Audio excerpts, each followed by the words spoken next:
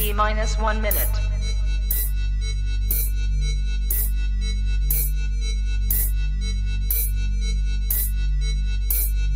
T minus 50 seconds.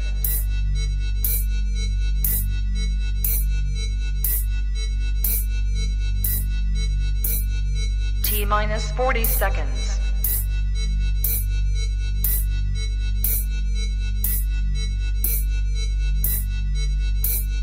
T minus 30 seconds.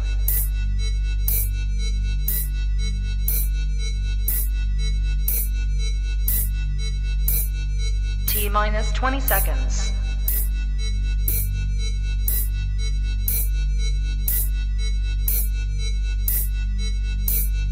Ten, 9, 8, 7, 6, 5, 4, 3, 2, 1, 0. Own it, own it, own it, Kong. I own it. It did. Women's Wrestling Talk, the #1 women's wrestling show on the planet.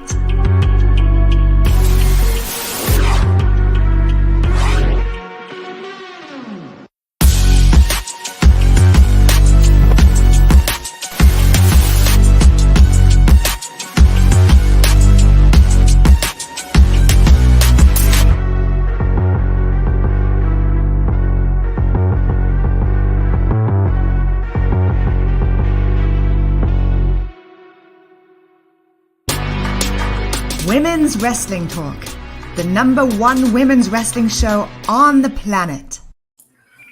And I am pale as hell. Ladies and gentlemen, welcome to Women's Wrestling Talk, the #1 women's wrestling show on the planet. Well, we are back again. I did say that was going to make a triumphant return, me and Stephanie. And of course, we're here for the SmackDown/Rampage post show.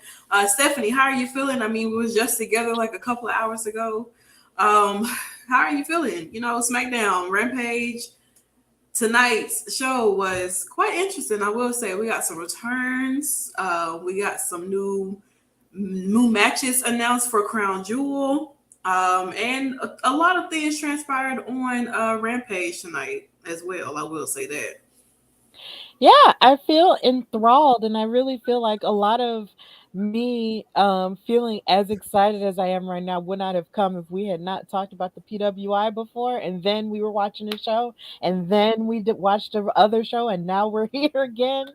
So I'm really happy. I feel pretty okay with both of the shows. There was a lot that happened, and I can't wait to get into it because wow.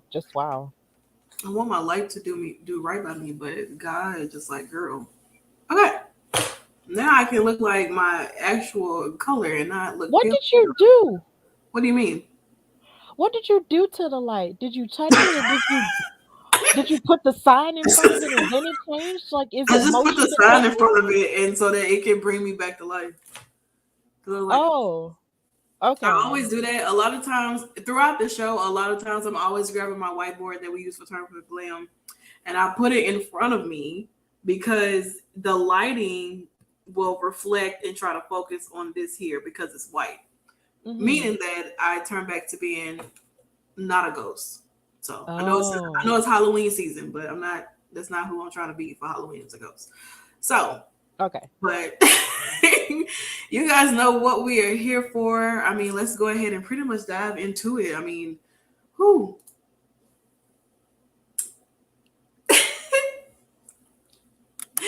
Okay, so in backstory, this match was happening, and a lot of matches were happening while we were still doing the PWI Top 10 150 list. And my man's Pete Butch was on screen while I was, doing my thing over here, and I was like, oh my God, okay. But nonetheless, this opened up the show. The Brawling Bulls freaked out. It was funny. You have no, it was spot on. You have no idea. I was about to jump through my screen literally because this man's match was first, and I wasn't able to watch it. But I did go back and actually rewatch SmackDown because it was on FS1. So yes, I'm here on YouTube, no ads. I know. Listen, I know how y'all feel about the ads on Twitter. I mean, on Twitch and everything, but it pays some of the bills. Okay. Like, you're going to get an ad on YouTube as well.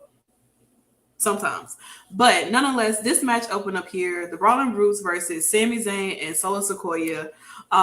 This was a really good opening. These guys really put on a phenomenal match. I thoroughly enjoyed it a lot while going back to actually watch it and pretty much seeing what the outcome was. And I mean, what can you expect? I mean, Butch Pete, of course, is being himself, being very aggressive. But I like the fact that I am able to see him wrestle when there was a time when he would come up to the main when he was a part of the main roster and he wasn't wrestling like at all, or he would wrestle like every now and then. So it's nice to actually have the opportunity to see him and Ridge, who came from NXT, be together, be a tag and everything like that, while Sheamus is absent because he got married today. So congratulations to Sheamus and his girlfriend, his fiance, well, wife, I think her name is Isabella. And they got married today, so shout out to them. They got married, I think, in New York, to be exact. And Drew McIntyre was there, being the best man, and Miro was there as well. A lot of families and friends were there as well to celebrate their holy matrimony. And shout out to Sheamus for being married. So now we need you to come back after the honeymoon and everything and kick some ass. Because the bloodline, took you out, so you can go get married. But also, they still took you out. So now it leaves Pete Butch and Ridge Hollins kind of to themselves. But nonetheless, you got the Usos out there. Of course, the whole bloodline comes out and everything like that. The whole bloodline comes out and everything. And it's so nice to see everyone out there. But the Brawling Brutes win. And it's only because Sammy and Jay still can't get on the same page. So, Stephanie, this being the opening match, before we even get to the real drama that happened after the loss of Solo and Sami Zayn, what did you think about this match here? I thought it was really good. The Brawling Brutes were definitely operating on all of their awesomeness, especially Butch, because even while we were in the panel and I looked over to look on my other screen and and I saw Butch popping off the way he was, I was just like, come on then. Like he was just all over the place. He was flipping, he was smacking, he was kicking. I was just like, yes. I enjoyed it very much. When I went back and watched clips of the match itself, I did enjoy the match a lot. I just It's just so funny how Sammy has just become this new honorary Oos, but yet somehow another can't ever truly get on the same page with Jay, and that just gets in the way. So yeah, and it was a little bit different seeing the Brawling Brutes without Sheamus, but Sheamus got attacked last week, and the Bloodline reached another level of brutality that we hadn't really seen from them in a minute. So they are just, on the warpath, but it's good that the Brutes were able to actually get this win on behalf of their buddy, who was indeed off truly getting married to his lady love. So yeah, I liked the match. It was cool. Yeah, I definitely do agree. Joseph said the Brutes are on a roll right now. It's almost an upset whenever the bloodline loses with how dominated they are. And Sammy and Solo have been pretty dominant within their singles matches and even, being a tag working together. So they've been pretty dominant. So this is really kind of like Solo's first, well, yeah. I guess you can't really say first loss because he was in that fatal 4-way match, but he lost in that too. But to say like if it's something to run around the bloodline, this will be considered like Sammy and Solo's like loss and everything. It's kind of detrimental to the bloodline because Jay and Sammy cannot get on the same page. Oh, it seems as if like maybe Jay and Jimmy, the brothers, are not getting on the same page either, just a little bit. I mean, there was a lot of tension between this photo right here. This is the first time I really will have to say that I've seen like Jimmy and Jay look at each other like this. Mm-hmm. And I don't, this whole, the brother versus brother thing. Of course, we've only seen it with like Kane and Undertaker and like Matt and Jeff.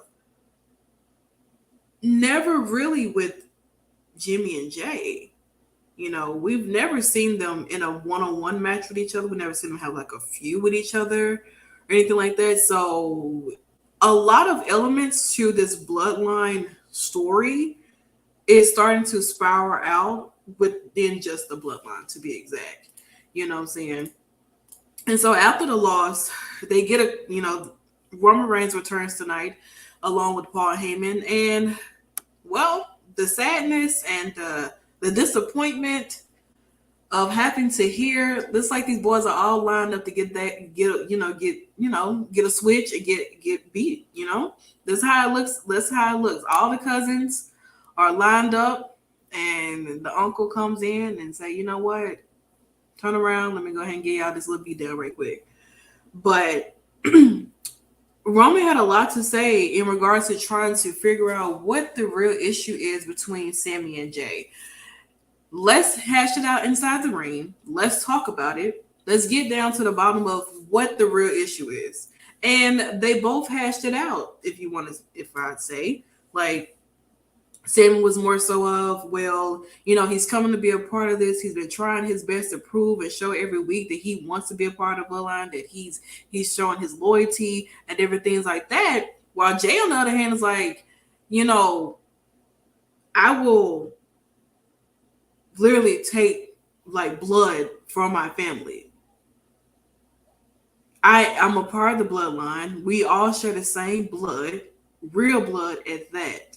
And you just trying to come up here and try to take over and be something that you're not. You are not a part of the bloodline. You do not share the same blood as me, different things like that. I mean, Sami, he's just trying to, show that this is not what the tribal chief wants. And Jay, I don't know where this energy came from, but I don't give a damn what the tribal chief has to say. And it's like, oh, okay.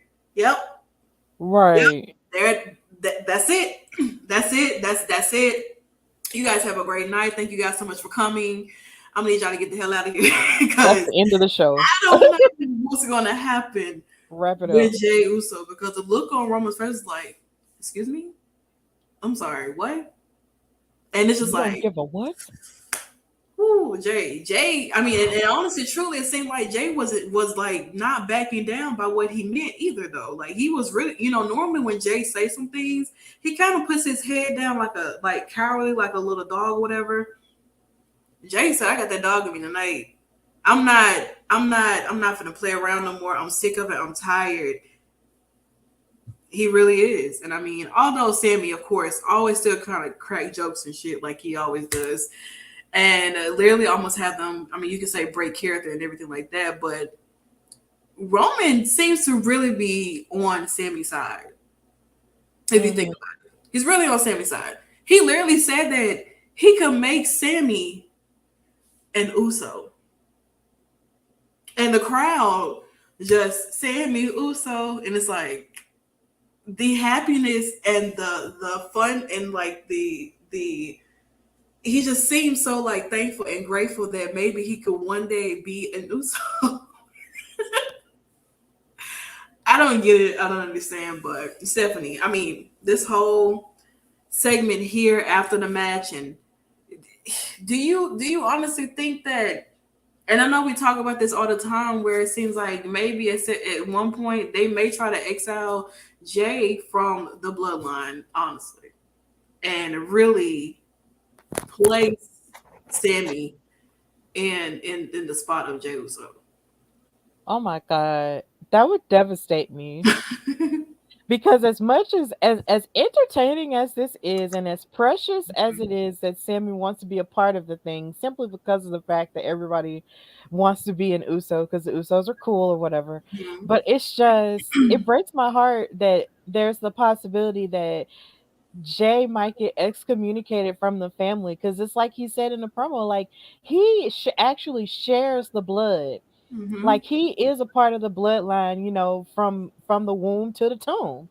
Yeah. And from the womb to the tomb, that's the entire bloodline with the exception of Paul Heyman and Sami. And then you have Sami trying to come in and, infiltrate this thing. And he's an outsider, from Canada.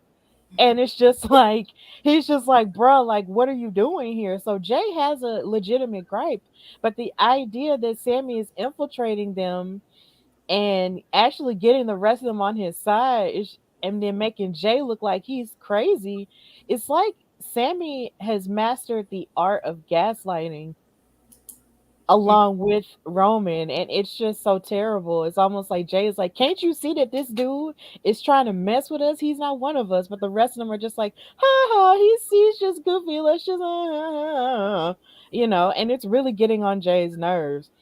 But if they do excommunicate him, like would the bloodline be able to deal with a rogue Jay? That's my biggest question. I don't know. I mean, they already say he's a hothead anyway. They always say he's an Mm-hmm. aggressor. So I mean, can we like who would Jay Uso really be if he doesn't if he's not a part of the bloodline, if he is not tagging with his brother to be exact, and it seems as if like they would completely remove Jim. Well, excuse me, remove Jay from the bloodline, and then what's going to happen?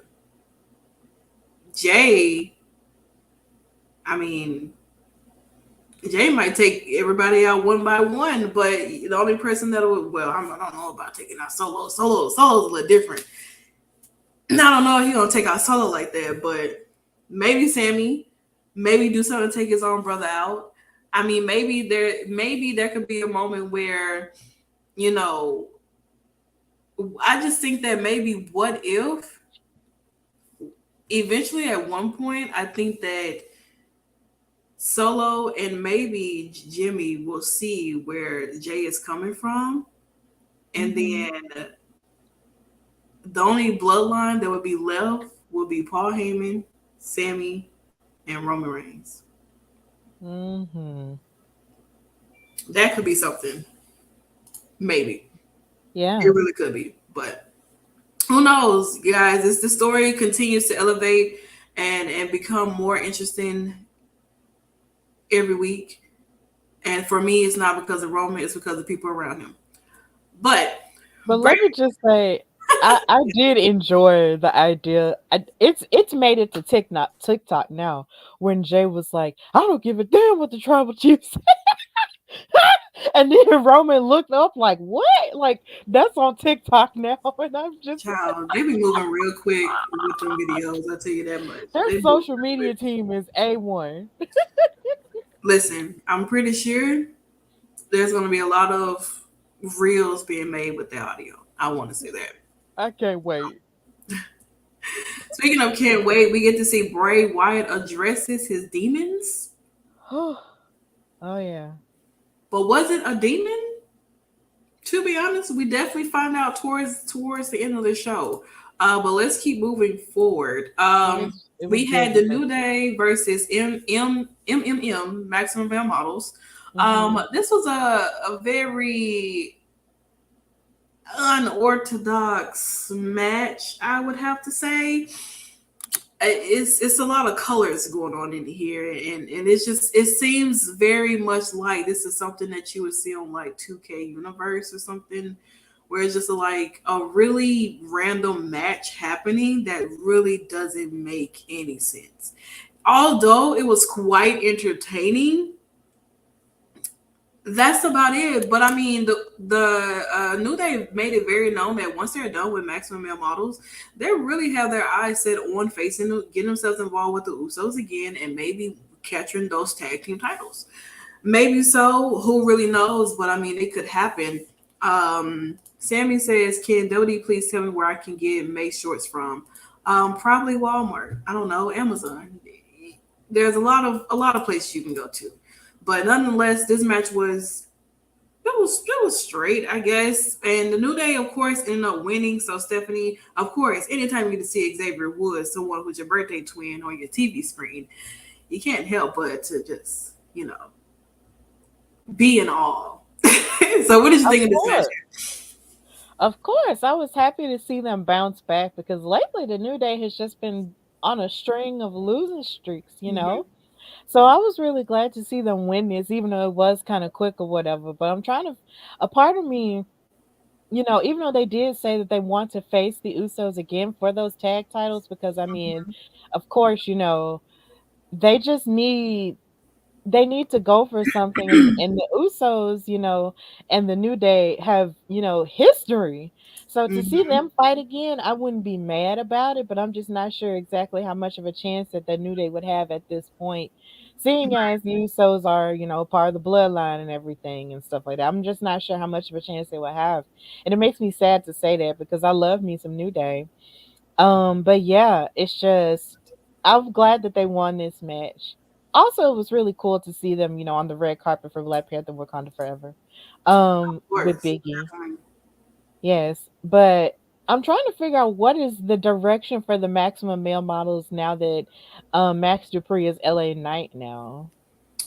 I guess they kind of just continue to figure out what their next step is going to be. I guess maybe recruit some new people to be a part, or continue to wazi their way up to having different matches. I think eventually, at some point, maybe the Maximum Male Models scene may die down, and they might just go back to being regular.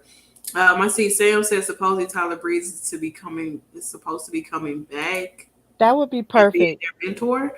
I think that'll be great if it happens that way. If he does come back, I know he is back doing the whole up down down thing. So I mean, if he does come back and kind of assist them on how to be compatible with Prince Pretty, then I mean, I think that'll be great. But I mean, if it happens, it happens. Joseph says we found out later it may not be the Usos that the New Day face for the Raw and SmackDown Tag Team Champions. That is very true. That's And towards true. the end of the show, we would definitely talk about the matches for Crown Jewel, two matches for Crown Jewel that were announced for tonight. But of course, this is women's wrestling talk. Wait, what? As long as he's far away from Mason, I'm good. Ciao. Mason need all the help he can get. Moving on to what we're here for, and that is definitely women's wrestling because this is women's wrestling talk. Liv Hmm. Morgan is back on the prowl. She's back to life. She got alive after being stabbed to death, brutally murdered by Chucky. Oh God. It Supposedly, was so brutal. it was the worst acting I've seen in my entire life. Um, Oh. but it's Liv Morgan. Well, Sonya Deville, before we got here, Sonya Deville was chit chatting with Kayla about Liv Morgan and how she's going all crazy because she's lost her title now. She doesn't know what to do and all this and that. And Liv just wasn't too fond of Sonya still talking about her, even though they had a match last week. And so they had a big brawl right there in front of, well, Kayla ran before Liv even popped up anyway, but that a Who big could blame brawl her? right there, child. That a big brawl right there, and Liv Morgan has literally looks like a deranged person. I tell you that much. Right here in this picture, it definitely shows it a lot. And I just think that this is like Sam. Well, I don't. I mean, Sam said that she's becoming unhinged. So I love this character development. Well, I mean, she's doing something, what I'm saying? She's showing a little someone who loses something that she once had or has always dreamt about having. And now she doesn't know what to do. Shout out to Liv Morgan for, making 8 years of being a part of the WWE universe, the WWE, staff and everything like that as a wrestler. She debuted 8 years ago, and here we are now, 2022, and Liv Morgan has lost her mind. I will say that, but I guess in a good way for those who like it. I don't I know. do like it. I like it because it's really different. Like I just really like how different it is. I mean, even though we've seen people be unhinged, women be unhinged on television before in WWE, Hmm. but at the same time, it's like the way she's doing it. It was kind of like it's very gradual. It's like you kind of saw hints of it, but then it's just like after she lost at Extreme Rules, it kind of like went to level one, and then it went to level two, and then level three, and now I guess we're on level four now. So I actually like her, going crazy. And you would think that after Sonya, endured a beatdown from her twice already, whether backstage and in the ring. You would think she learned her lesson, but Sonya is just gonna keep running her mouth as long as she feels like she can, and it's just like, girl, how many butt whoopings can you take? Well, that kind of just means that Liv Morgan's not doing enough if she can't shut Sonya Deville up. That's what I can think of. Sam said, what is this? All the things she said theme for next week taping, but he said he see from herself. I know that was Victoria's old theme. I do know that before she got the different song that she had and everything. But I mean, if she does have that, then I mean, I don't know. I mean, I guess we'll find out next week because they are taping SmackDown for next week's episode tonight as well in St. Louis, Missouri, because of course, Crown Jewel is next week, ladies and gentlemen. So yeah, but go ahead, Stephanie. If that's the case, and I hope she does use that song because that's my song. Oh my God, the 2000s. But it's just, I feel like Sonya I just feel like it's just so funny. She has all this stuff to say about Liv, and how she wasn't good enough as a champion, but yet she's never held a title before in her life. I just think that's so funny how Sonya has all of that hubris, but yet has never picked up a title on her own since she's been there. I mean, she had a authority figure title, if that counts. I mean, but that doesn't count like a championship does. You know what I mean? She ain't ever had no championship. I mean, she had authority figure. That's a very powerful title to have, although she wasn't using it the way that she should have. But nonetheless, we will find out some news between Liv and Sonya towards the end of the show as well, because they did announce the match for next week. Moving on to more women. So Ronda Rousey has a open challenge for her SmackDown champion, because she doesn't want to use the term women anymore. And well, a lot of speculations on who could it be. Was it really by the name of the title? You can obviously see exactly who it was. Emma. Emma returned tonight. And well, I knew about it already. Well, not that Emma. Not the Emma. It's Stephanie. Not I know. She's what I do, Sam? I'm just saying, I don't listen. It was nice for her to be back. It was spoiled for me on multiple occasions. I mean, people were already sharing on social media 30,000 times, like, Emma is coming back. Emma is supposed to be the person that's going to be accepting Ronda's open challenge and all this and that. And the match itself, it was okay. It was cool. I mean, it's an open challenge. You can't really expect much. I mean, they went a few minutes, which is pretty cool, I guess, with Emma making a debut. But I mean, to those who watch Emma in NXT and a little bit on the main roster, of course you're gonna be like, oh my God, Emma, yay, girl, okay. Shout out to you. You're back in WWE. You're looking like Emma, the way that you left off and everything like that. So it's really cool. On the other end, it's like, who is this woman? You don't know her. She wasn't. A lot of people wasn't watching NXT back in that time. Don't even know who the hell she is, unless you watch her in other promotions like Impact, where she was holding the Knockouts tag team titles with Madison Rayne, being Tennille Dashwood was her real name. So there's a lot of factors that go into this, but it was cool. It was all right. It wasn't the best match at all whatsoever, especially for this being like a return for Emma. It could have been something better for her, but when you got Ronda Rousey in the ring, I don't really expect much. But Ronda ended up still retaining her title. And yeah, Stephanie, what did you think? Were you excited to see Emma? Were you like, did you think Ronda was going to lose her title like this in an open challenge? Somebody could have pulled a Kurt Angle, and take the gold medals and everything like Eugene did. Something like that. Yeah. This was spoiled for me too, even though I try not to lean heavily into what you see online because Mhm. people can say one thing and then it turns out to be something completely different or somebody completely different. So Right. my mind was open to the idea that it might not be Emma. But when it was Emma, I was like, oh snap, it really is Emma. Yeah. Okay, girl, welcome back. Like I was actually happy.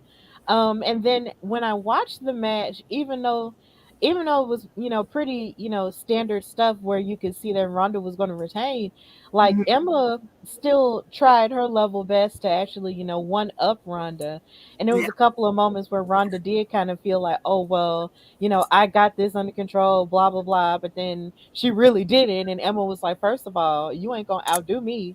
And she really did kind of, out wrestle her and kind of had some of her moves scouted.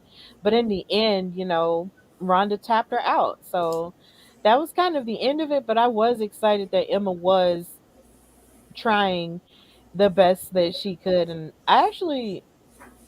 even though a lot of people were saying that it was sloppy on the count of Ronda, I'm hoping maybe Emma will have a rematch. I don't know. But either way, it was still good to see Emma back. I don't know. Joseph said no matter who answered the challenge, there would be people pissed that Ronda needed Extreme Rules to beat Liv Morgan. I don't think she needed Extreme Rules to beat Liv Morgan. I just knew that if Ronda was going to be put back into the title picture, there was no way that was going to let Liv Morgan win 3 times in a row against this woman. There's absolutely no way. Like I didn't believe it as a long shot because okay, she already beat Ronda in various different ways. I'm not going to count Money in the Bank because either way it go, no matter how you cash in, it is what it is. But for SummerSlam, definitely a shitty way to lose to Liv Morgan again. You know what I'm saying? So, and I mean like, hey Brian, what's up? And I Hey, mean Brian. I'm just like my thing is that Ronda was not going to lose for the third time against Liv Morgan.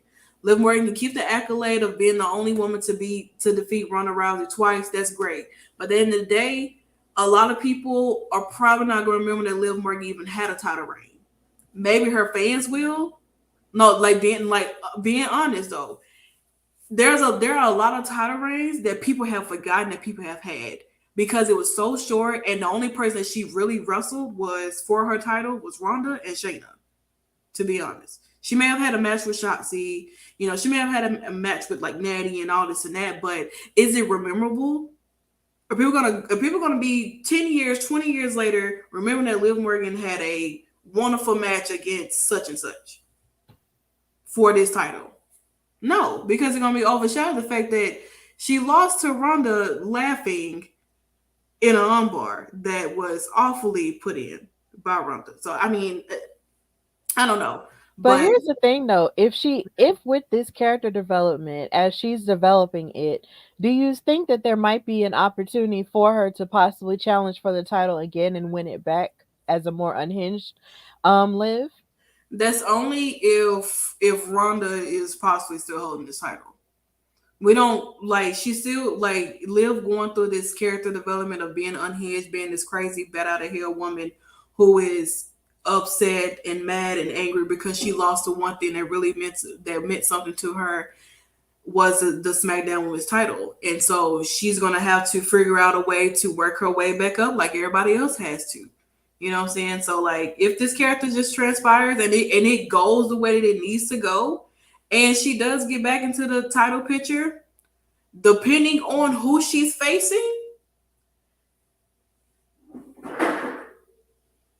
my ice maker has spoken.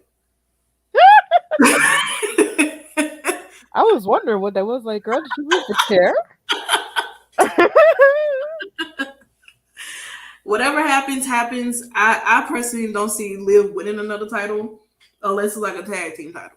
Maybe that, and she hadn't even win that an opportunity that she could have had. So, but that's just me though. You know, anybody else would be like, yeah, she'll win another title somewhere down in the future. I don't know. She She gotta could, get her. She gotta get herself together first. but she could. She might. She could. It's very possible if she could, can. but if she could, do it again She can. without Money in the Bank. She can. She might, if it's possible. You know, I'm not putting that Anything is past Liv possible. Morgan. I don't have no faith in Liv Morgan. If whatever happens, happens for her. If she wins another title, then that's great. Shout out to her. She's won another title. Impossible things happen every day. That is very true. Whitney Houston said that. That is very true. Shout out to Whitney Houston. However, you know, it is what it is. But speaking of champions, Bianca Belair Yay! versus Bayley in a last woman standing match for the Raw Women's Champion at Crown Jewel. I'm not gonna get too much into this because I mean, we know the story that has been going on between these two ladies. And I mean, I don't know what's going to happen. I don't know what's going to transpire. Whatever the outcome is, I will be okay. I'm going to say that. I will not. Because my thing is that Bayley has damage control. It's all about who Bianca has. Bianca has already beaten Bayley, even with damage control assist in the ladder match. Exactly. But this is a last woman standing match. Bianca's going to have to be knocked the hell out in order for Bayley to win. And I don't think I've really seen Bianca be knocked the hell out to a 10 count till she couldn't get the hell back up like that. So, and Bayley is familiar with being in a last woman standing match. She knows the ins and out of being in a last woman standing match. Bianca does not. You know what I'm saying? So this here is going to be quite interesting. The way, like I said, whatever the outcome is, we're definitely going to find out Monday what the closing thing is going to be. And I'm excited to see, you know, what transpires come Monday. Definitely be here for the post show. I do have something to say about this, if you don't mind me speaking on this, because I know this isn't my after show. But let me just say that a lot of people had doubts about Bianca Belair never having been in Hell in the Cell, and she still beat Bayley in that. So, hey, she's the EST for a reason, and I see her winning this last woman standing match because Bayley, girl, you've tried under multiple stipulations to try to beat this girl, and you still can't. So even with help, you still can't. Even with ladders, you still can't. Like, even when a one-on-one match this past Monday, you had help to still beat her. So, no. I think it's not Bayley's time. It's not. I think the only thing they can say about this is the fact that Bianca was pinned at Clash of the Castle by Bayley. And even with the unreasonable why as to Nikki came out there to even attack Bianca and still help Bayley beat her and then beat up Bayley. It's a lot that goes into that we're probably going to get some answers come Monday. But there is, I don't know. I can't. Well, they're not going to make it an I Quit match because they already had it with Charlotte and Ronda. This would have is supposed to have been an I Quit match, but I think that this is something that could really be like, wow. I don't know what the outcome is going to be, but I'm excited to see. Joseph said, "Ain't no way Bayley will win last woman standing match in Santana's round. I'm surprised they are doing it again. They will." I thought maybe we will see like a triple threat match between Bayley, Bianca, and Nikki. Well, I don't really know what Nikki's meaning is. I mean, Nikki attacked every damn body. So like there's no really telling as to why she would be a part of this. I mean, she could interfere, you know, so she could try, she could be someone who could be a part with damage control or something. Who really knows exactly what Nikki's motive was, the reason why she attacked everybody out there.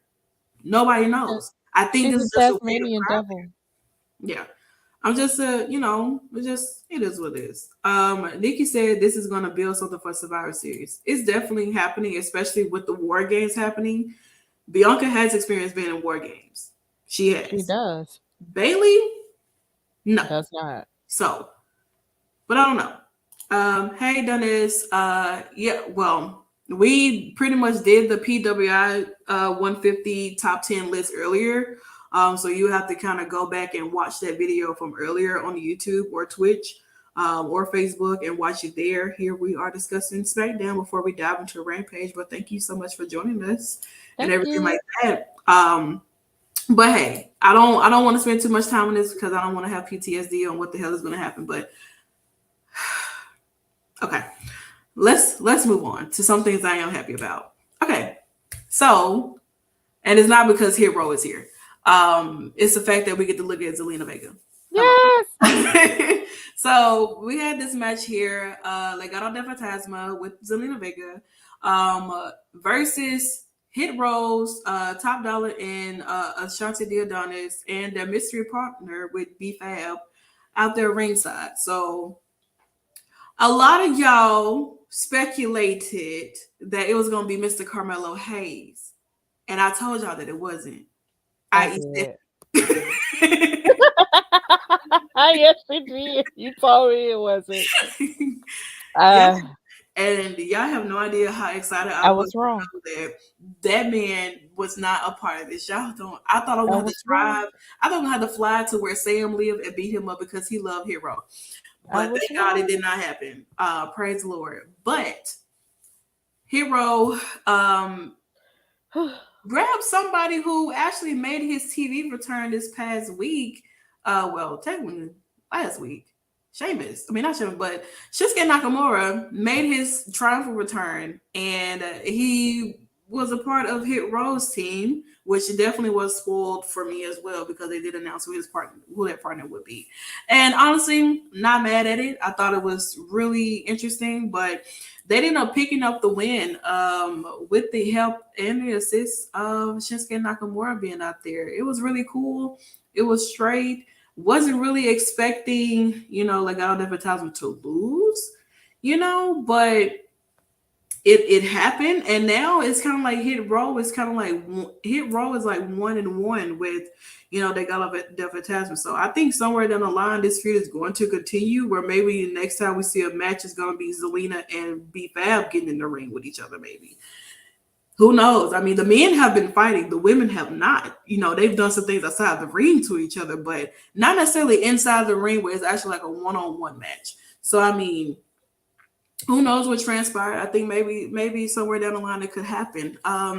Nikki says that it should have been Ricochet. Yeah, but Ricochet is going to be occupied with somebody else. Yeah. So, Stephanie, Hero, with Shinsuke Nakamura and Legado de Fantasma. What did you think? Did you expect Hit Row to win? No, I did not expect for Hit Row to win.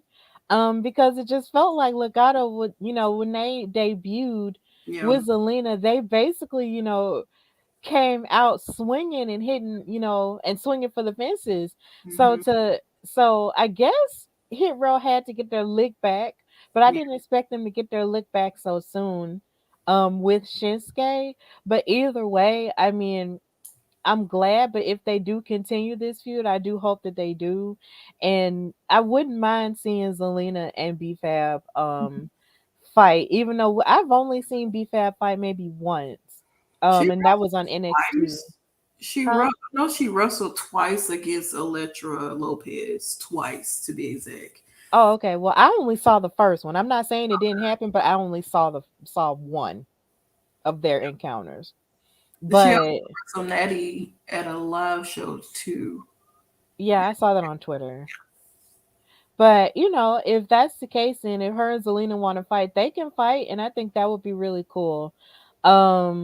I think it would be really cool, but at least Hit Row got their look back, and hopefully this won't be the end of them in Legado del Fantasma, because I actually like the battle of the factions here that's going on. And plus, anytime I get to see Zelina Vega, who I wrote an article about on www.talkpod.com, you can check it out. Anytime I get to see her on screen, I'm always happy. So I was screaming.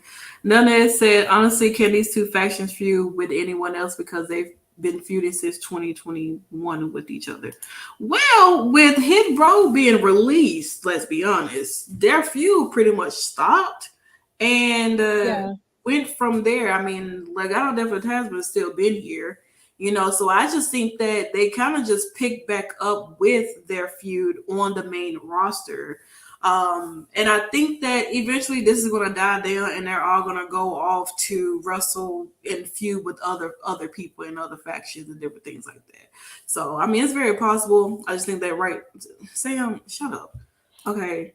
And then you also have to take into account the fact that not everyone knows that they feuded on NXT, because not everyone that consumes SmackDown and Raw consumes NXT. So not everyone is up on that sort of history. So let's just give them the benefit of the doubt. That's true. As we move on, because like I said, Ricochet is going to be occupied with somebody else. So LA Knight was backstage with Kayla Braxton. They were chit-chatting for a little bit, but he gets interrupted by none other than, like I said, Ricochet, who seems I love the Uchiha shirt that he's wearing. I give him props to rocking the Uchihas. That's like my anime clan, to be honest. So what is that? Is that a show? Oh, so the Uchiha is a part of Naruto. So it's like anime wise. So okay. Yeah, but they're like one of the most powerful like clans in Naruto. And they have Sharingans and they take each other's eyes and they sometimes kill their whole family. But they are really strong people. I will say that. And I love them. So I am a part of the Uchiha clan and all the other stuff there. That's only for like Naruto fans that know that and everything like that, which is our few people that I know that do watch anime in here as well.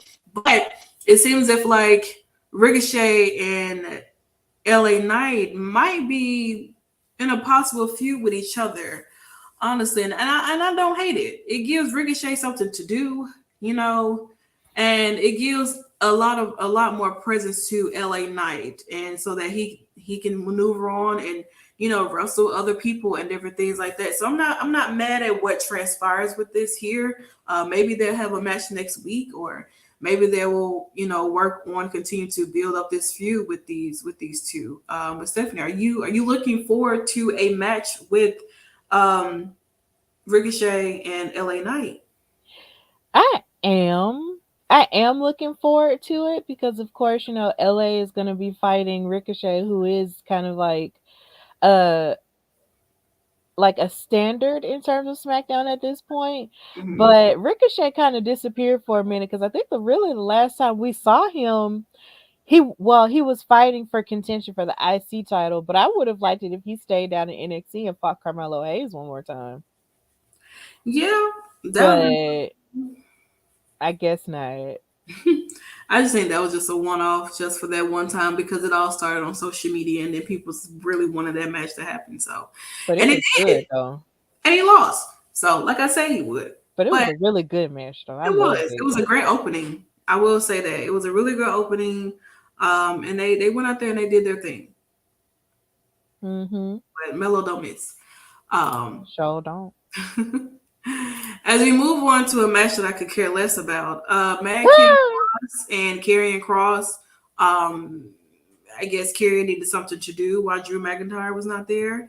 And well, he choked out Madcap Moss while Scarlett breathes on the man's forehead.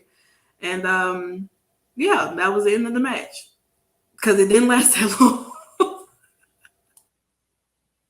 Yeah. Poor Madcap. Lord have mercy. Ooh, you and your woman lose tonight. That's safe. Oh God, why you gotta do that? Santana. I don't believe that was rude. That was rude. Not the couple lose tonight, Lord. That is depressing. I cannot believe you did that to them. Absolutely not. They did it to themselves. They shouldn't have went out there and lost. That's on them. Absolutely not. The disrespect. A couple that lose together stay together.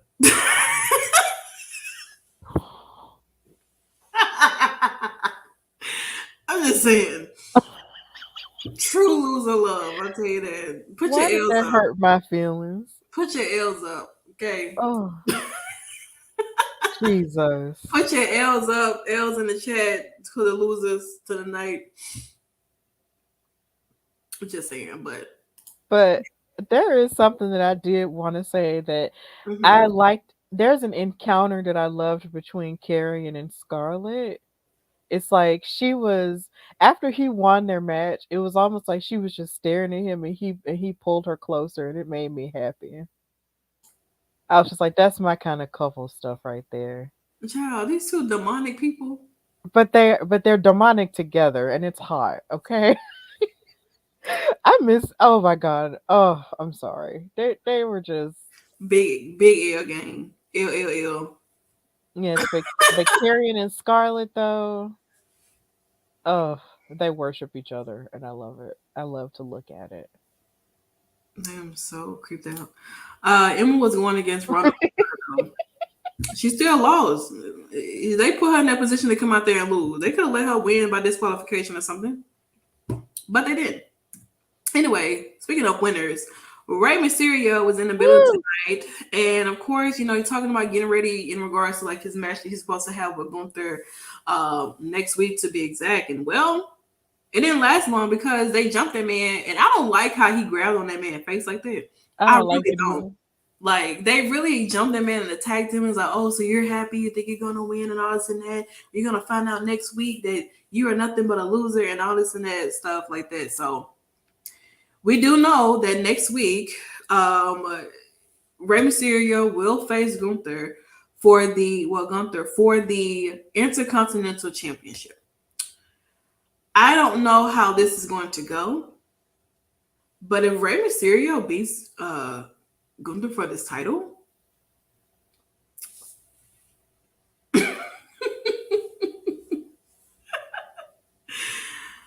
I'm gonna celebrate.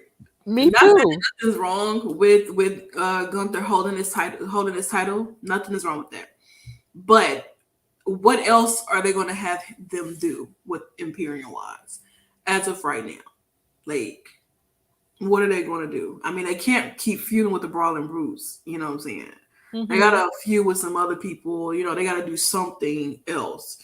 You know what I'm saying? So no, don't count out Rey Mysterio. Rey Mysterio is great at what he does. He's defeated some people that we probably never would have thought he would have defeated. So I want to count him out. I will pray for his chest. I will say that, but right, because they chopped him tonight backstage.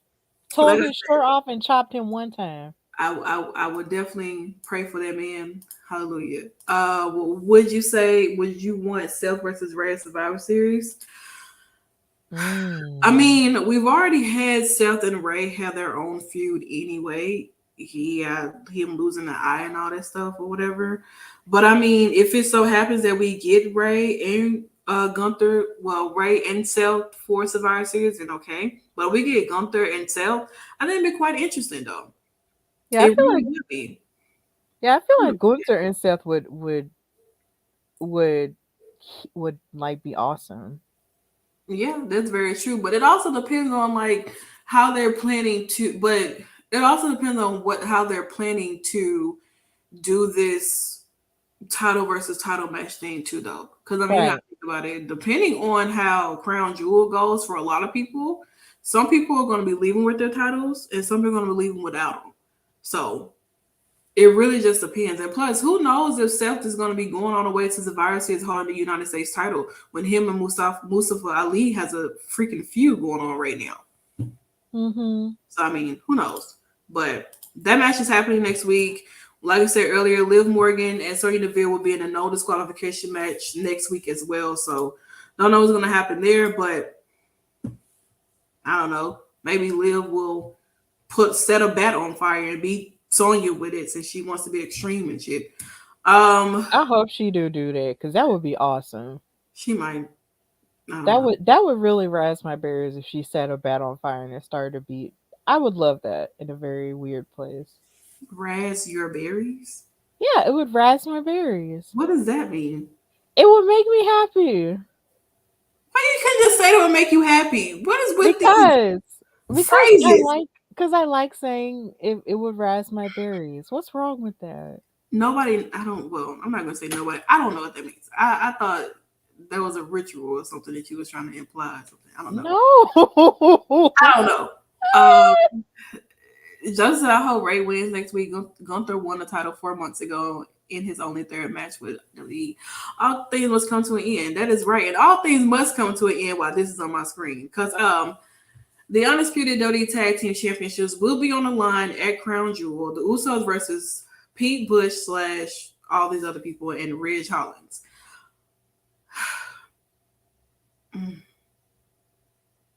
If that man win that tag title, y'all don't have to say nothing else to me. Don't even talk to me. Don't even breathe. Don't even breathe. I'm putting my shades on. I'm turning on my phone for the whole weekend. Like, don't even talk to me if these people if Pete ended win. That's for them. It's time to split those tag titles. I mean, eventually they will, but as of right now, this is for the Undisputed Tag Team title. So that means that both these titles gonna be on Butch and Ridge Hollins. And I hope and pray that this is the moment in time that I feel like something has to transpire for the Usos. Either Jimmy and Jay are not on the same page. Either Sammy comes out there and tries to assist but ends up costing them the match. There has to be something that goes like extremely interesting in this match. I don't know, but I can't necessarily say. But whatever happens, I'm hoping that the right team wins. Mm-hmm. That's all I'm gonna say.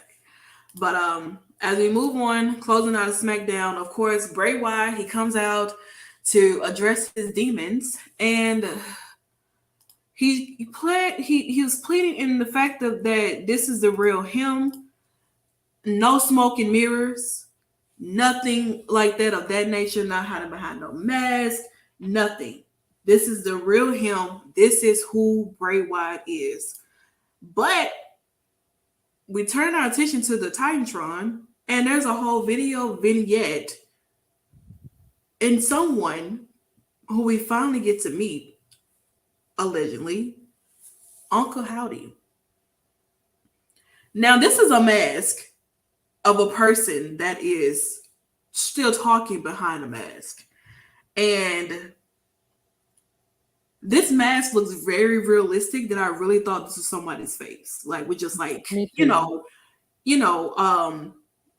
like the monster effect, like makeup effect, Halloween stuff on their face and stuff like that. But this is actually a mask that somebody is wearing behind this.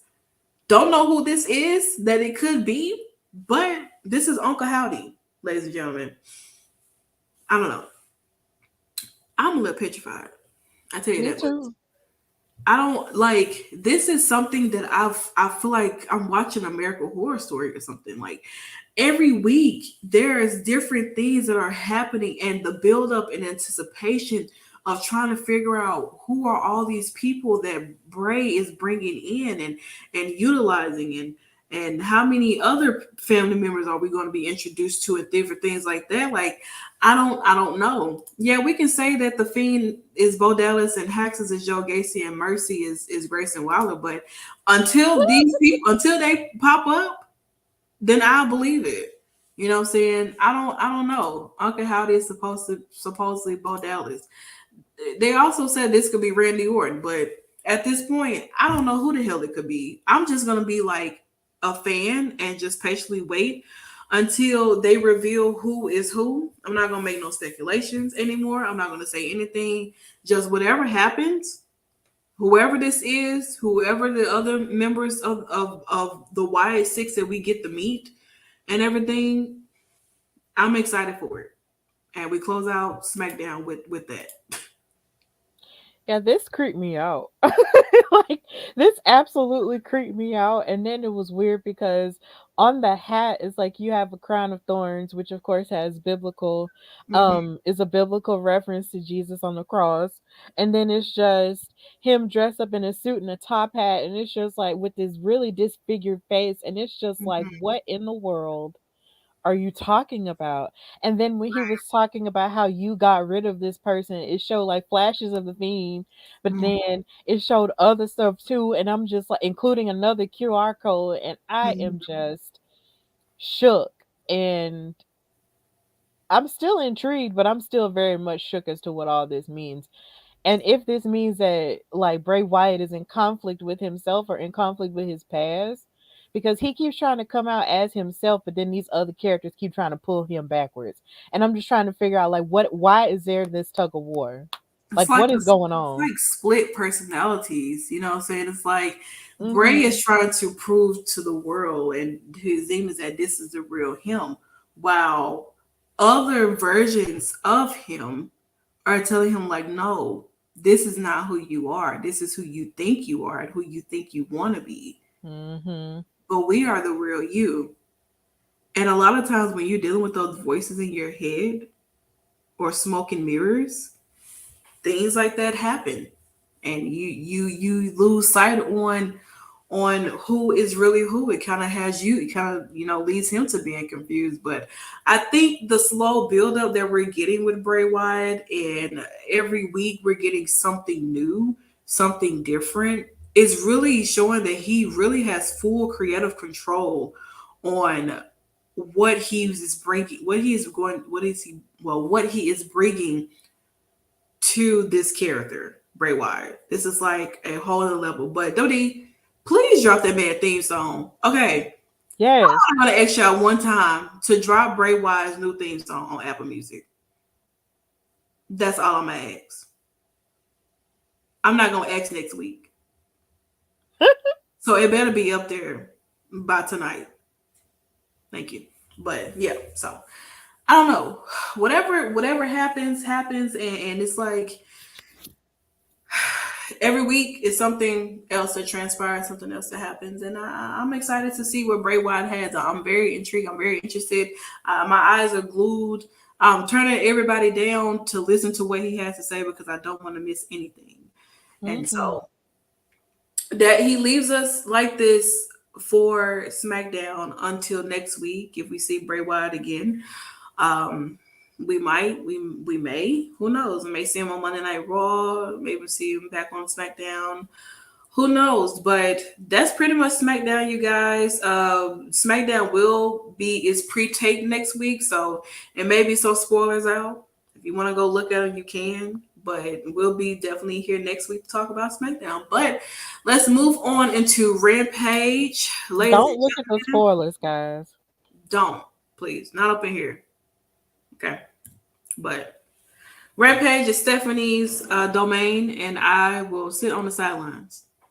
Take me out the game. Oh, all right. So we start Rampage, and Rampage was live in the Mohegan Sun Arena, which I found out is in Connecticut, which is very funny because WWE would go to Mohegan Sun all the time and I would never know where it was. But now I know where it's at.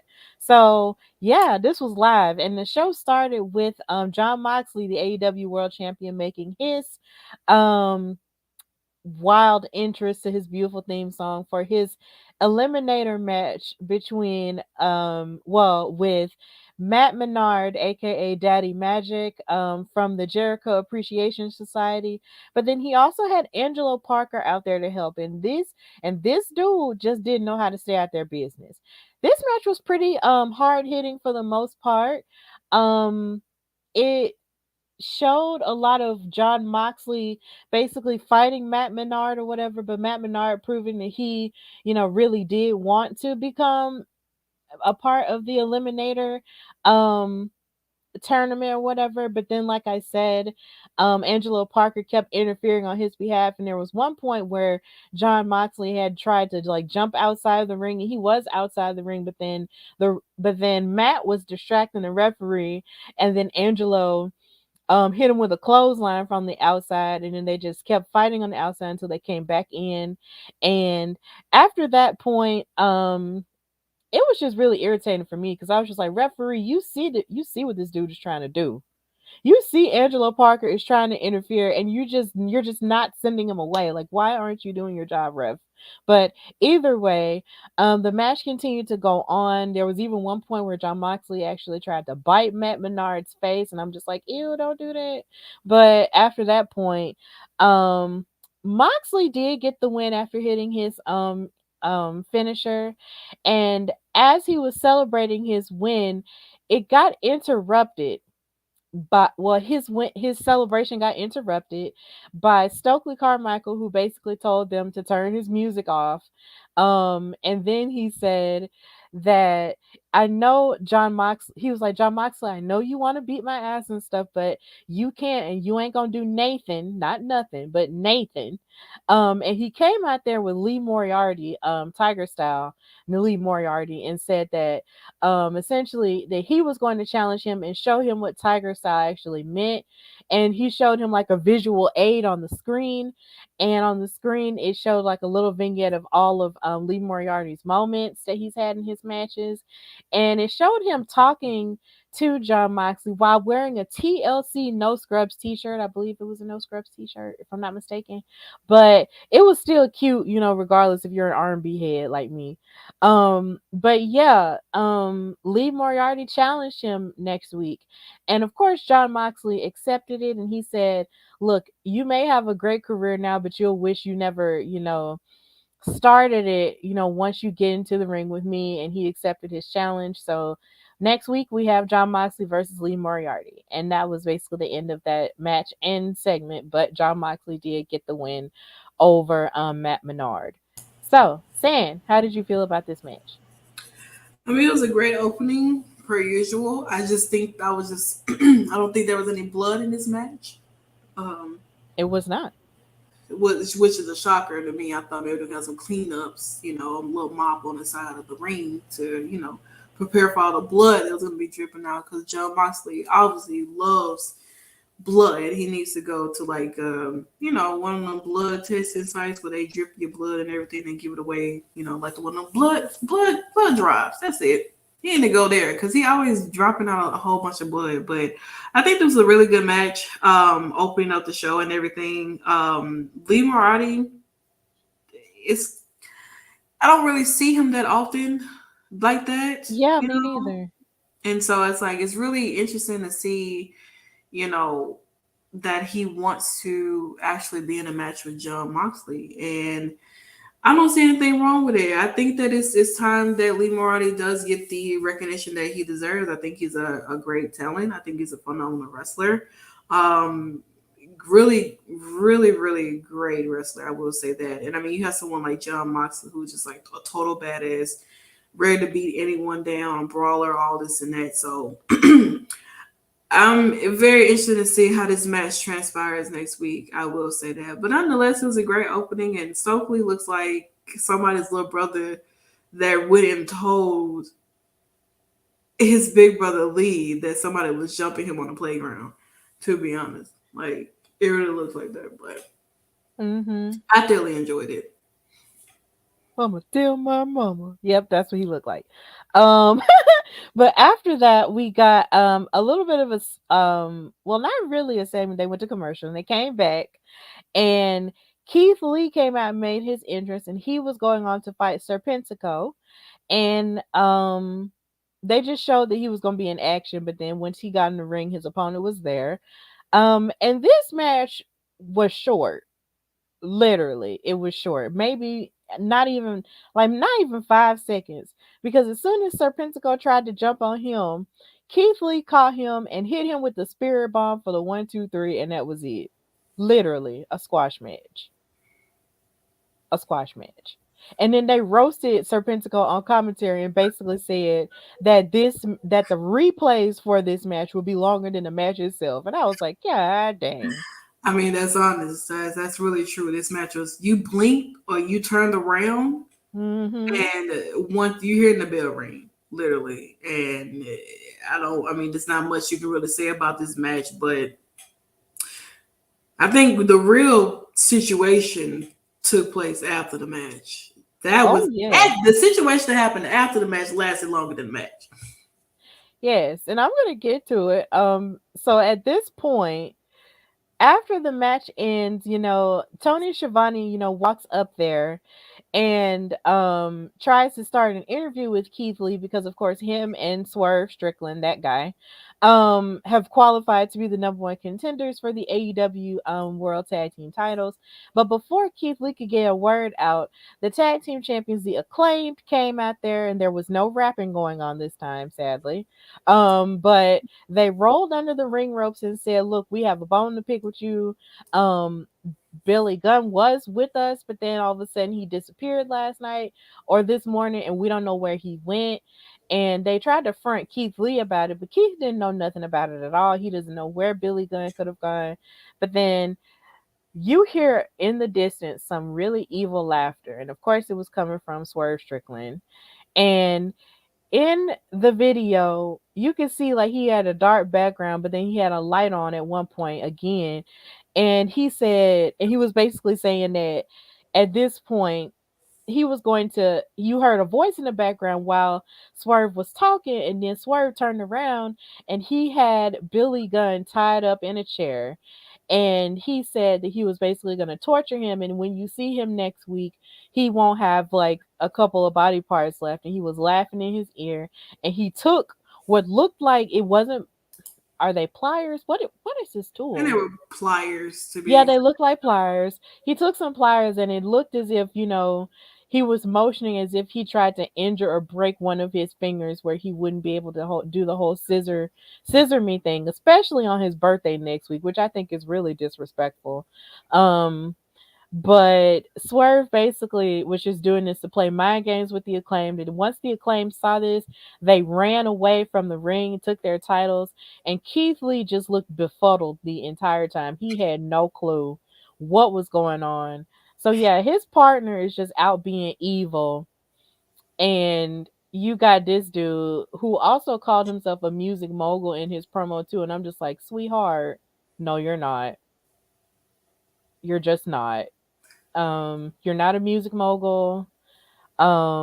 This turn is intriguing with him as a heel, but it's pretty clear in real life he's a heel to me.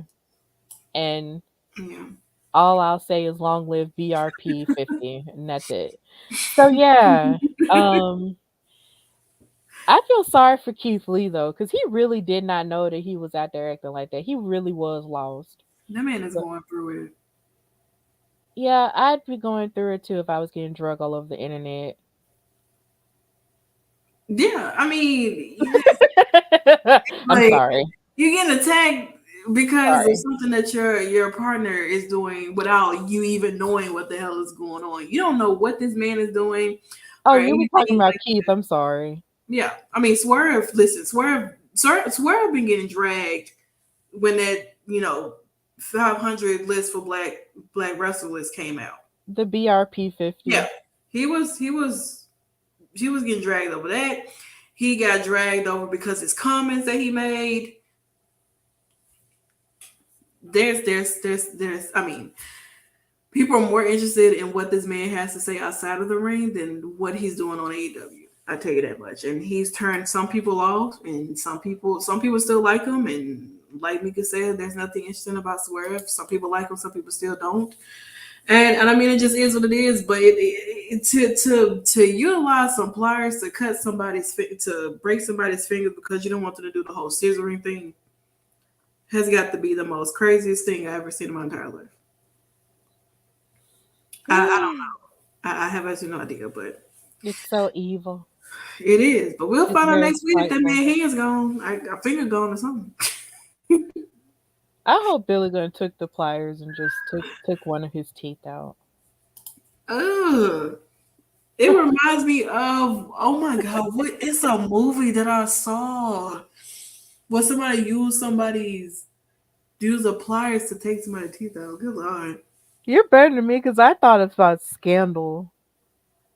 No. Oh no, this was actually GTA 5 when Trevor was torturing that man in that room or whatever, and he used the pliers to like take his teeth out. Like, well, I said a tooth. Well, There was a few. There was like it's like he was pulling out the wisdom tooth back here or something. Like, This is listen, my fault. I feel as if, like, honestly, that's how they used to pull people's teeth back in the day when they didn't have dentists. If you want the tooth pull, you get some pliers, snatch that thing out. Goth Vegan said this some Papa Pope behavior. Exactly.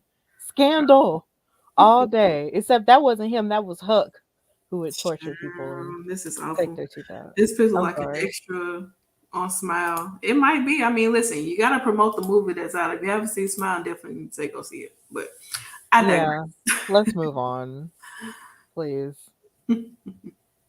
Okay, so next we have some women's wrestling, and this was Madison Rayne, the wrestling coach, versus Ty Mello. Now, of course, Ty Mello challenged Madison Rayne this past Wednesday during Chris Jericho's promo, saying that he's going to challenge everyone, and basically that the Jericho Appreciation Society was going to challenge everyone for everything at a certain point. So basically in this time, Ty decided that she was going to challenge Madison. So this match was pretty good, and they actually had, more time than they would usually have for a match, which I think is better because last week they actually had more time as well for the women with Willow and Layla. So I was glad that they're still continuing with this pattern, and I hope they keep it going for the women. This match was pretty good. It seemed like for the first part of it, Ty was kind of taking advantage of Madison Rayne, but then during like the middle part of the match, it felt like Madison Rayne really was trying to take advantage of Ty, but then they were wrestling outside of the ring a little bit as well and on the apron. And then there was one point where Sammy Guevara tried to get involved and was actually yelling at Madison Rayne, and I was just like, I'm gonna need for you to stay out of her business, but okay. And then there was one point where Ty Mello actually posed after she threw Madison Rayne into the barricade, and then of course Sammy Guevara kissed her and all of that. But in the midst of that, there was even one point where Rayne actually hit a cutter from the top rope, and that was really cool to look at. And there was just lots of impressive points in this match, especially various pinning combinations from Ty. But in the end, Ty Mello wound up winning with the Ty KO, and of course she celebrated with Sammy after that point, and that was it. Also, Aubrey was refereeing, and she had on some different shoes today, but either way, it was fine. It was different than her usual all black shoes. I will say that. It was kind of different, but either way, Ty Mello wound up winning this match. So, San, how did you feel about this? Like, is Madison Rayne here to like booze? Like, I don't know. I mean, I know she's supposed to be the coach and everything, but it's like she's supposed to be the one that's kind of there to assist with putting over other talent, basically. I mean, because it seems like she hasn't even had a win since coming to AEW. So I mean, like maybe she's there to assist with putting over talent. But I mean, I enjoyed the fact that this match was a little lengthy than usual. She has a 2-3 ranking. Well, win loss rank Record. Okay, all right, got it.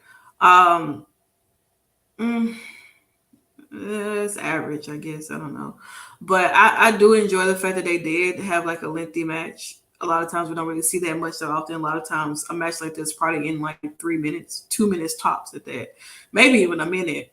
But to see that actually got a little lengthy. You got to see like the veteran of Madison Rayne against someone like a Ty Mello, who is, still a younger talent, still, I wouldn't say Ty Mello is like the best wrestler, but she's able to put on a match. Maybe not the best match, but she's able to be utilized to go out there and do something. Just as long as she avoid injuring people, I will say that.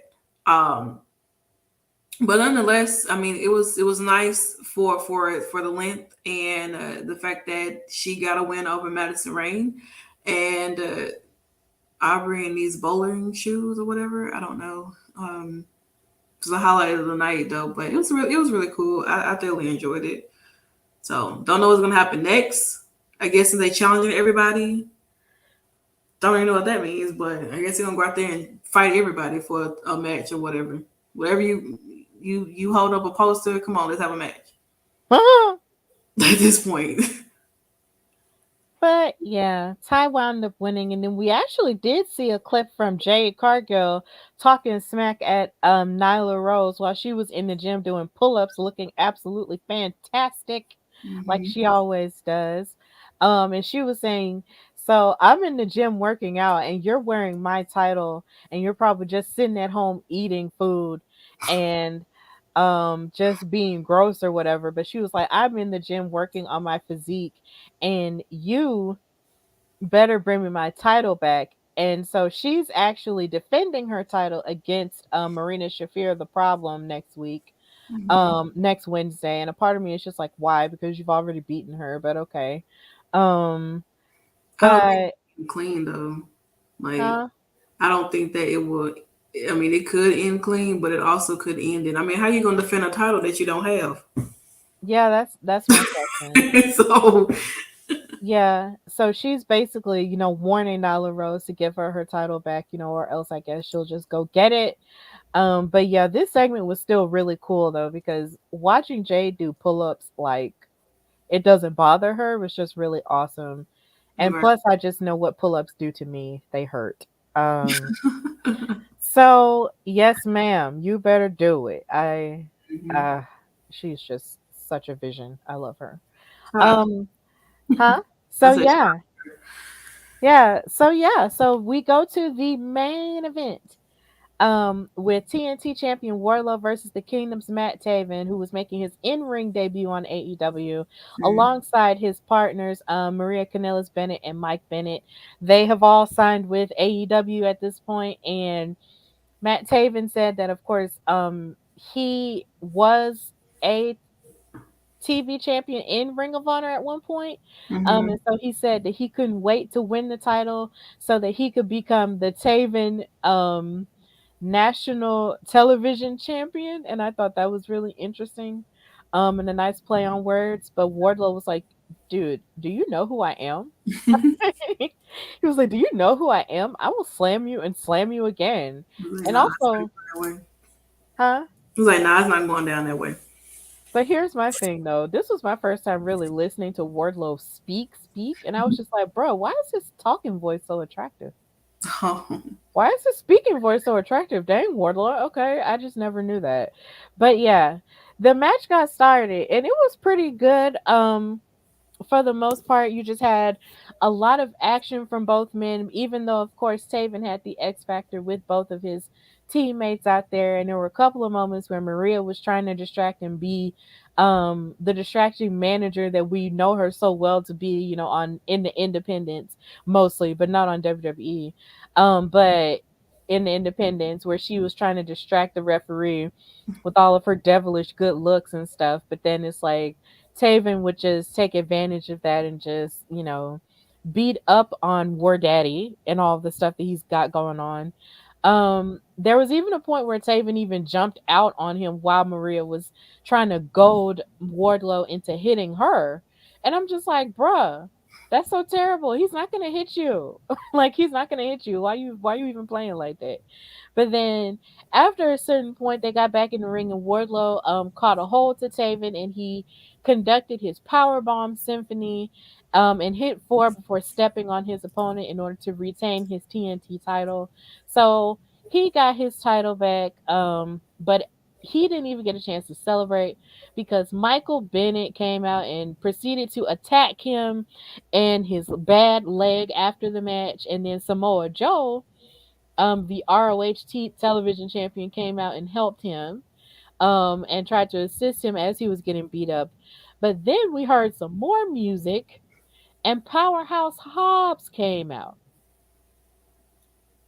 Yeah, Powerhouse Hobbs came out and he started walking towards the ring, and then him and Samoa Joe were having a little bit of a stare off, but then the Gates of Agony and Brian Cage proceeded to attack the rest of them in the ring.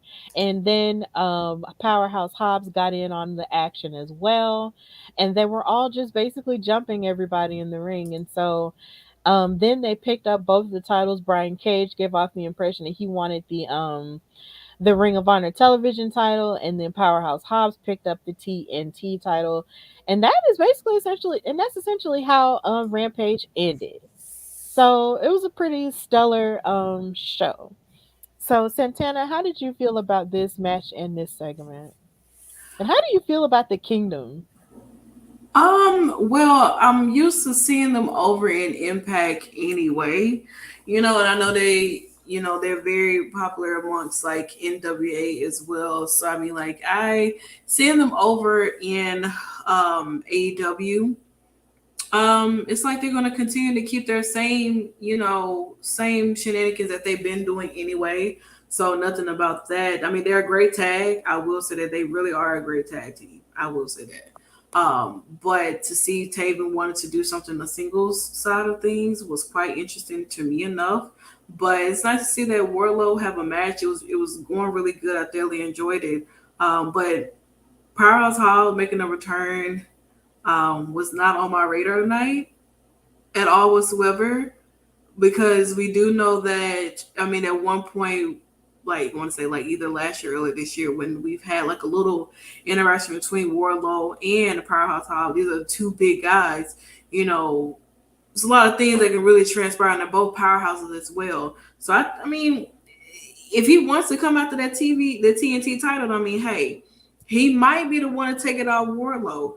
But with Brian Cage, I don't too much care about him at all whatsoever, to be honest. But I don't know if he's gonna take that title off Samoa Joe.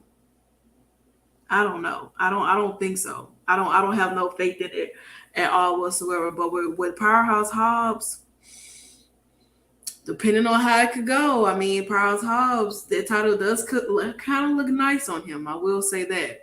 So I mean, I agree. It looks kind of nice, him holding it up and everything. So I mean, if it boils down to it, where Powerhouse Hobbs takes the title from Wardlow, then hey, it is what it is. But Brian Cage beating Samoa Joe, no. Yeah, he might go ahead and put the title back down and just get on the outskirts. I'm sorry, it's not happening. No. Yeah, Samoa Joe's built different. I don't think he's gonna take that sitting Very down. much so. Yeah, but Powerhouse Hobbs as TNT champion is actually something I could get into if I didn't somewhat feel that I feel like he should possibly participate in the Eliminator tournament leading up to Full Gear, because I just really need more black men in the tournament, because there should be black men competing for the big title as well. It shouldn't just be the same people that we see all the time competing for the AEW world title. Like heck. They announced Dante Martin as like the first person to be a part of it, so I thought that was really good. Yeah, that is good. So shout out to him. Yeah, and Ethan Page is also in it as well. So they are utilizing different talent, but I just want men of color to be to actually pose a credible threat. Yeah. For the world title, because they deserve it at this point. It's been 3 years, guys. Don't let it be 15 or 20 or 60. Come on now. Don't make the mistakes of your predecessors. But that's how Rampage ended, so it was okay. I mean, well, eventually I think somewhere down the line it'll probably get to that point where, we ended up seeing like our black, world champion, maybe somewhere down the line. We might. It's very possible, depending on who Tony Khan feels could be comfortable with bringing a lot of attention to his company, especially a person of color at that. So it really just depends on him. I mean, he has high sights on Jade Cargill because she has star power, and she looks like, and she brings attention to, that TBS title. So if he can have another, wrestler who is, a person of color to become champion or trusting enough to look like they belong in a world title position, then hey, if it happens, it happens. If it doesn't, then I don't know. Joseph said this was a straightforward Rampage. Next week, Rampage. Mike Tyson will be on an announcing team, so please hold all your tongue twisters, ladies and gentlemen, because we already know how Mike Tyson's going to be. Also, the All Atlantic Championship, whoever it is on Wednesday, can pick his title defense on Rampage. That is true. That is also happening. So, yeah, there's a lot of things happening next week, guys. And I'm interested to see what transpired. To be honest, I really do. I will say that. But yeah, guys, that's pretty much close out Rampage and of course SmackDown as well.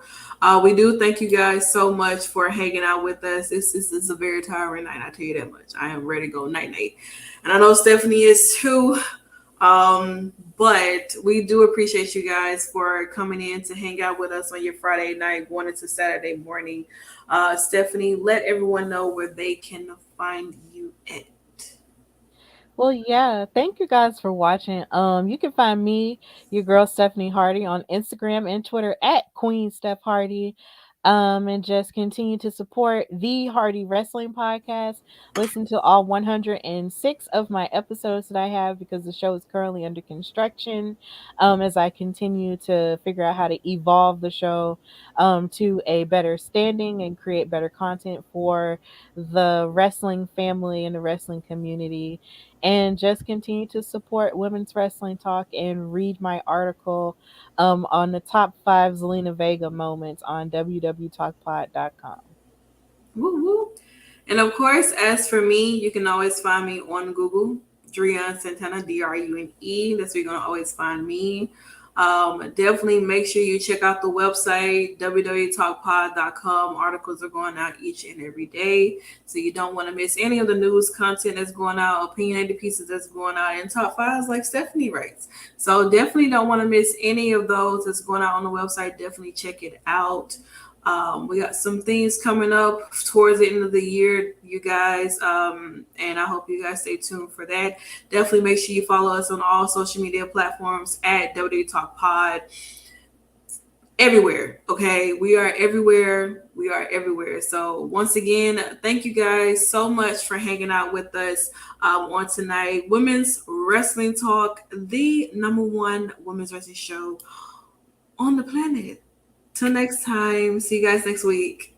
See ya. Good night. Good morning. Women's Wrestling Talk, the #1 women's wrestling show on the planet.